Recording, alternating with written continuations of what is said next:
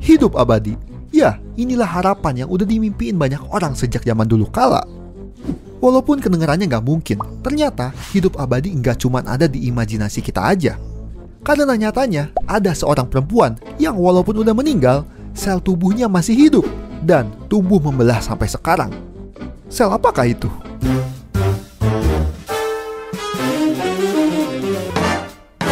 Namanya sel Hela. Tapi bukan Dewi yang galak bertanduk yang itu. Ya, nama ini diambil langsung dari pemiliknya, yang puluhan tahun lalu ngedatengin rumah sakit karena ngalamin pendarahan. Setelah diperiksa, di rahimnya ditemuin tumor ganas. Tapi yang bikin peneliti kaget, tumor ini ternyata bukan sembarang tumor.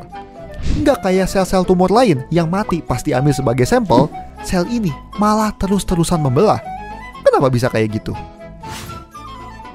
Sebenarnya, para peneliti juga belum benar-benar yakin, tapi ada beberapa kemungkinan.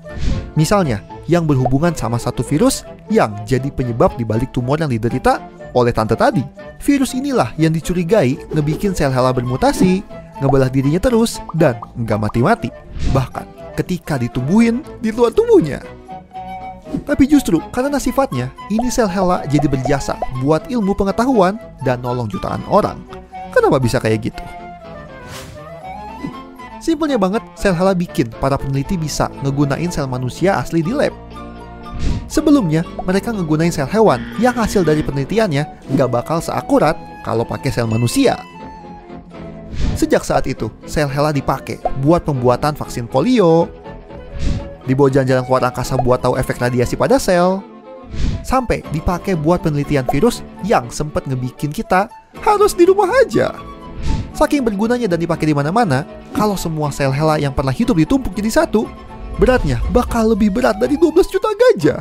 Gila banget. Tapi sayangnya, kisah sel abadi ini juga punya sisi gelap. Gimana ceritanya?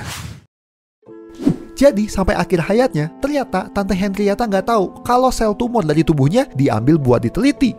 Keluarganya bahkan baru dikabarin soal kasus ini 20 tahun kemudian. Karena sayangnya saat itu emang belum ada peraturan tentang persetujuan seseorang buat diteliti. Dan saat berbagai industri medis udah dapat banyak uang dari hasil selnya, Tante Hela dan keluarganya malah nggak dapat apa-apa. Nyebelin banget. Untungnya sekarang peneliti wajib minta persetujuan ke orang-orang yang dijadikan subjek penelitian. Ya, itulah kisah sel abadi yang masih terus dipakai para peneliti buat nolong jutaan orang di seluruh dunia. Jadi, bahasan apa lagi yang bikin kalian garuk-garuk kepala dan harus kita bahas selanjutnya? Silahkan ramein kolom komentar. Dan seperti biasa, terima kasih.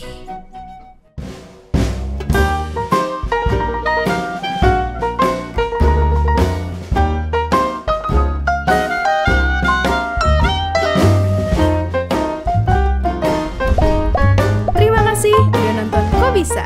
Punya pertanyaan lagi? Tulis aja di kolom